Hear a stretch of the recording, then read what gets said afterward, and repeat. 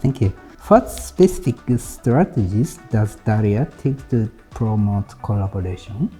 I can give you at least one good example, I think, of how we promote collaboration. So I told you that from top down, we have countries that are members of DARIAH, right? And so we have ways, we have bodies that deal with. We have a body called National Coordinators Committee that brings representatives from different countries who can then talk about aligning policies and strategies on building infrastructures in their own country. But another way that we do it is through a network of cooperating partners. Now, this is important because we have cooperating partners in non-member countries, right? So, to give you an example, we have established a cooperating partnership with Princeton University in the United States. The United States will not become most likely will never become a member of DARIAH as a full-fledged member, but we found a way to work with Princeton University. We have organized numerous events together, including, for instance, a series of workshops at Princeton on NLP for lesser resourced languages, because as you know, this is a big challenge today, is that with the development of NLP,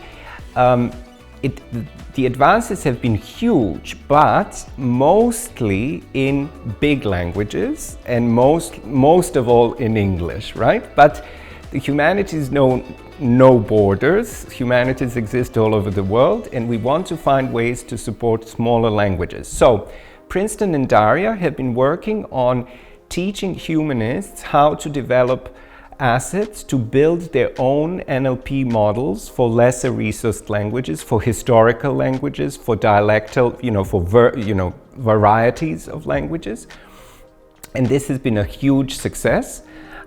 We are currently working on transforming that into a course for DARIAH Campus. So at some point next year, there will be also a course on DARIAH Campus on developing these tools for NLP for smaller languages.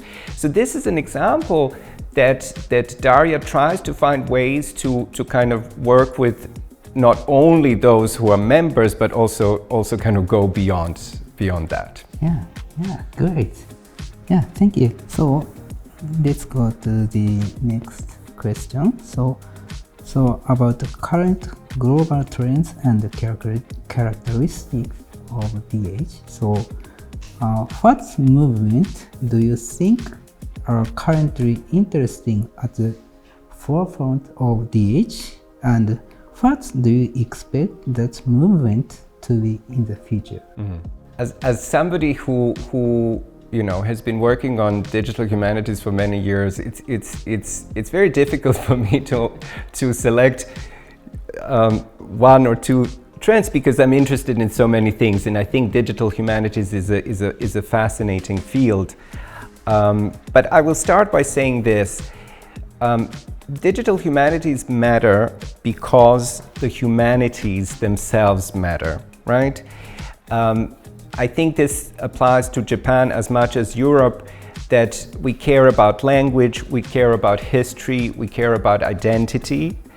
I think of, from the little that I know about Japan, the same way I think of Europe, as it's not just a geographic identity, it's also an idea. It's a symbolic space where tradition and innovation are inherently intertwined. And so for me, digital humanities is a way to study traditional, important subjects such as history and literature, but using digital tools, using advanced digital tools that help us push the boundaries of innovation, accessibility, and creativity, let's say. So in this wide field, I think we also have to make a distinction between two different kinds of digital humanities, because on the one hand, everybody who studies the humanities these days uses some digital tool, right? to search for information, to extract information, to even just using simple things, using a computer. Everybody uses digital tools. So in the broadest sense, everybody is a digital humanist, even though they might not know it. In a more specific sense, digital humanities refers to the advanced use of digital methods to study text, for instance, whether that's to encode it or whether to use these kind of big data approaches where you kind of use statistical methods to extract information about the text that you can't possibly read.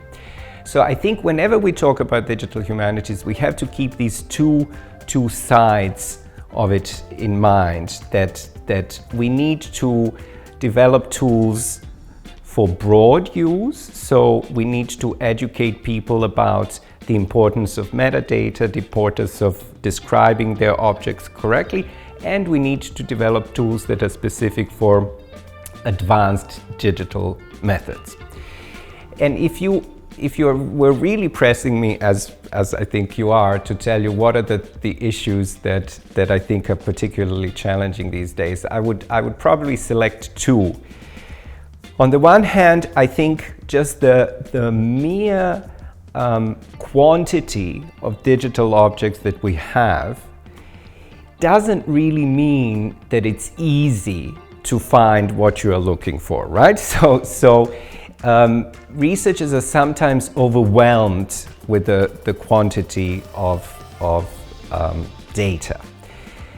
And to solve that, I think we need to work more on domain-specific metadata standards, right? Because one thing that is a big challenge is how do you describe whether a particular digital object is fit for your particular purpose. So to give you an example, in the context of TEI, or Text Encoding Initiative, and the dictionaries or lexicographic works that I work on, right now we are trying to develop guidelines on specifically describing the metadata of dictionaries that would go beyond mere bibliographic information, who is the author, when was the work published, and what is the title.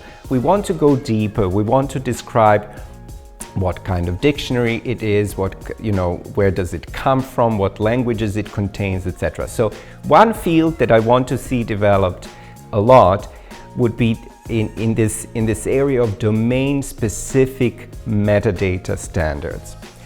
And then on the other hand, one of the biggest challenges that we face as a society, of course, is artificial intelligence and NLP and use of these tools. And I have to tell you that there I think our challenge is, if I'm being honest, less technological and more cultural.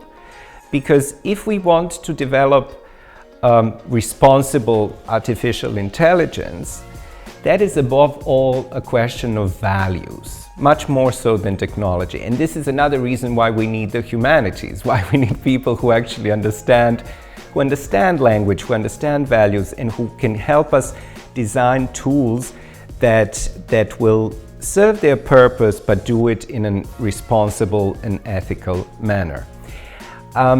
Humanists, like most people, are not very good at predicting the future, right? We know how to look back in the past, we know how to interpret the past, and it's very, very difficult to say how things will develop in the future. But I am absolutely positive that everything we do, including in the humanities, will be and is already influenced to a large extent by large language models and artificial intelligence.